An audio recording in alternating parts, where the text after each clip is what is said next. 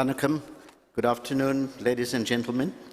Dr. Sampath, the many dignitaries here today, forgive me for not going through all of your names, but I observe all protocols and acknowledge your distinguished presence. Thank you for sharing this occasion with us.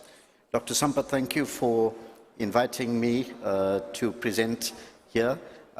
It's quite a privilege and an honor to be here amongst such a distinguished group of people. I actually thought I was going to be the third speaker after my eminent colleagues here on the stage, Dr. Sitaram and His Excellency Balasubramaniam. But I see I've been given the privilege of speaking first. I was expecting to listen and then to... No, but it's fine. My talk is slightly unconventional for a business conference. I'm a sociologist, former professor of sociology and former Pro-Vice Chancellor of the University of KwaZulu-Natal, and I currently serve in visiting and adjunct capacities at 3 universities in Germany, in South Africa, and in India. And I also have the privilege of serving on the MASA board, and Dr. Hanifa is here in Malaysia, and thank you for giving me that privilege. I appreciate it. So that's just by way of background, because I didn't want to be misrepresented in terms of the program. I'm an adjunct professor currently at Durban University of Technology, and I run my own company called DC Communications, which deals with relevant social and economic research, training, communications, and major events and conferences and those kinds of things. So what I thought I would speak about in the 15 minutes that Dr. Sampath gave me today were in terms of global economic challenges and opportunities was what I've called the emergence of the precariat. And many of you would have heard the concept of precariat. So really, it's a sociological interpretation of what is going on in the world, and it is a global challenge because it's something that affects all societies and all communities. Now, I had prepared a PowerPoint, but it's fine. I couldn't talk to the slides that are here.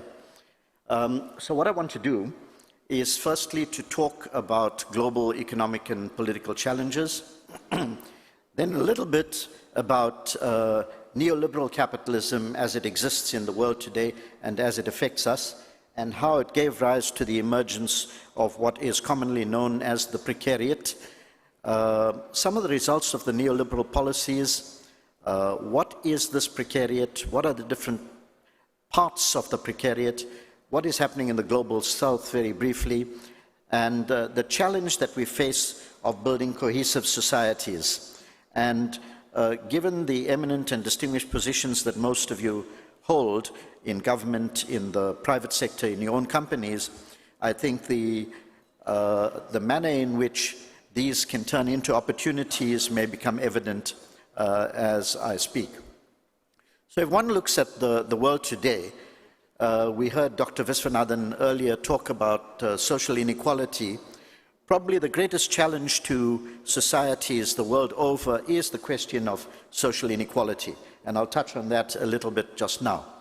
There's also unemployment, underemployment, poverty, the challenge of food security, climate change that was also mentioned earlier this morning, pandemics and health security, energy and environmental security, geopolitical tensions and conflicts that we read about every day that impact on all our businesses, and generally peace, safety, and security for individuals and families.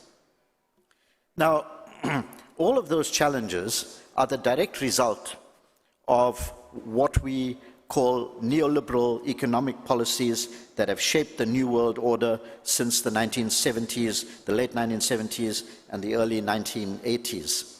This was an approach that relied on extensive economic liberalization policies, such as privatization, fiscal austerity, deregulation, free trade, and reductions in government spending in order to increase the role of the private sector in the economy and in society. The aim was to establish a global market society in which every sector imaginable is subjected to commoditization, including healthcare, the educational system, and social policy. States, we are told, ought to abstain from intervening in the economy and instead leave as much as possible up to individuals participating in institutions which are supposed to be free and self-regulating markets. Now, neoliberal policies necessitate competition within each market, promote self-reliance and complete fiscal responsibility amongst individuals. This results and has resulted in monopolies dominating their respective markets on the global scale, and small local businesses having little to no hope of competing with their market presence, inevitably leading to large, domineering corporations employing vast amounts of temporary, part-time laborers and forcing smaller businesses into bankruptcy. And you'll see this all over the world. And in a sense, that is what precarity or precariousness or the precariat refers to. It is a condition resulting from an employment regime in which deregulated labor markets give rise to various types of insecure work, in which social protections are minimized, and in which the ability to plan a coherent future is compromised. Now, these kinds of policies have resulted all over the world in the increasing gap between the rich and the poor that was spoken about, the 1% and the 99% that all of you know about, the 10% and the 90% that is prevalent and characteristic of societies all over the world today, with it being extremely bad in Africa, in the global south generally. There's been a deterioration in living standards. There's been pressure on wages, so a reduction in wages, tariffs, taxes. There's a need for what they call export-driven growth and the devaluation of currencies against the dollar to facilitate that export-driven growth in the economy, which has led to the destruction of local industry and so on, and loss of jobs and the like. There's reduced government spending on health, education, and welfare, growing income disparities, environmental destruction, erosion of national sovereignty, the undermining of equity-producing policies, and poverty eradication, job creation, land reform, and the dispensing of justice have become elusive goals in society today. Now, if one thinks about traditional capitalist societies, there were traditional classes. There were elites who were the super rich, extremely wealthy, generational wealth passed on. There was the upper class made up of people who inherited wealth, property, land, whatever the case may be. There was the middle class and professionals. Then there was a working class that was called the proletariat. This working class was made up of people who were in stable employment, who worked in those jobs, however oppressive and exploitative those conditions may have been, for most of their lives. And then there was a small number of marginalized people who were the dropouts of society. But today we have this emerging class that we call the precariat. Not only are they living without security, protection, and predictability, they are members of the first class in history for which the norm is having a higher level of educational qualifications than the labor the person can expect to obtain and be obliged to do. So this is involuntary part-time labor, short-term contracts, zero-hour contracts, internships, and what is called a concierge economy, associated with Uber, Deliveroo, and other sundry platforms, including crowd labor. Significantly, the precariat has no occupational identity or narrative to give to their lives. This creates existential insecurity. It leads to an incessant cycle of unemployment and low-wage employment without benefits. Now, if we think about graduates today, in the past, one generation ago, a university degree was some form of security or insurance that you would get a job when you enter the world of work. Today, the majority of young graduates, and certainly I can speak for South Africa and Africa, the majority of young graduates are unemployed or underemployed and have joined this class of people that don't know what their future will hold. They have had to put on hold their lives in a sense that they are unable to plan. The kind of work they do is work that is well below what they are trained to do or that they have the intellectual capacity to do. And many of them are in debt because they borrowed huge amounts of money to get a university education and are still unable to participate meaningfully in the economic systems because of the way in which deregulation and the domination of the multinational corporations and the world center has actually manifested. So the precariat is the first class in history to be losing acquired rights, the rights that ordinary people fought for, cultural rights, civil rights, social, economic, and political rights, are being undermined in the new dispensation of neoliberal economics. The precariat lives in economic uncertainty, usually in chronic, unsustainable debt, in which one shock, mistaken decision, or illness could tip them over the edge into the underclass, cut adrift from society, and probably condemned to social dysfunctions or even an early death. Now, there are different types of people or groups of people within this precariat that I've just described. There's a group that Guy Standing, an Oxford economist, calls atavists. They look backwards, they feel deprived of a real or imagined past. They usually come from working class communities or families, and they feel they don't even have what their parents had one generation ago. Not having much education, they listen to populist sounds and politics which play on their fears, and then they blame the other.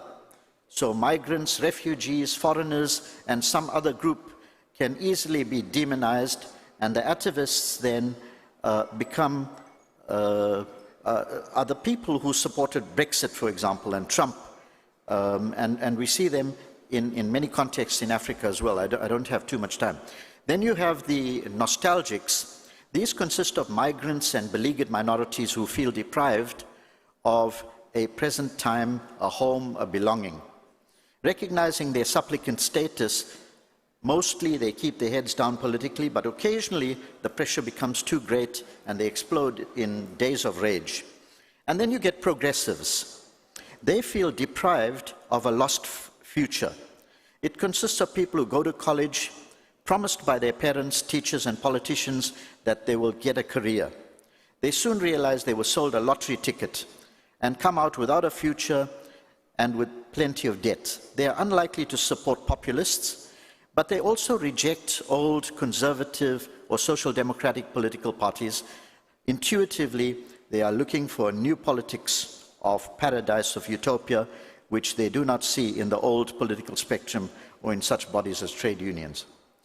So in the global south, you have the same sorts of characteristics, but the quantum of society that has fallen into the precariat is much greater. They respond through unorganized social movements and public protests, and in South Africa on the 20th of March, one of those protests is going to take place where you have a political party leading the majority of, we have 40% unemployment in South Africa at the moment. So it's very easy to raise the emotions of people. There's a propensity for violence, and this undermines business confidence. And these conditions are characterized by racism, xenophobia, and especially where race and class coincide in former colonial societies. So the challenge to us is, how do we build a cohesive society towards the well-being of all its members, minimizing disparities and avoiding marginalization? It entails three dimensions: fostering cohesion by building networks of relationships, trust, and identity between different groups; fighting discrimination exclusion and excessive inequalities, and enabling social mobility. And finally, we have to attempt to reach the elusive goal of a decent society. What we have are formal and informal economies living side by side within one society with huge groups of winners and losers. We need to overcome the exclusionary governance and what we call the politics of humiliation. We need to create a decent society, one in which the values of equality, social justice, and democracy become a lived experience within a human rights culture, or one whose institutions do not humiliate the people under their authority and whose citizens do not humiliate one another. Thank you. I'd like to leave you with that challenge.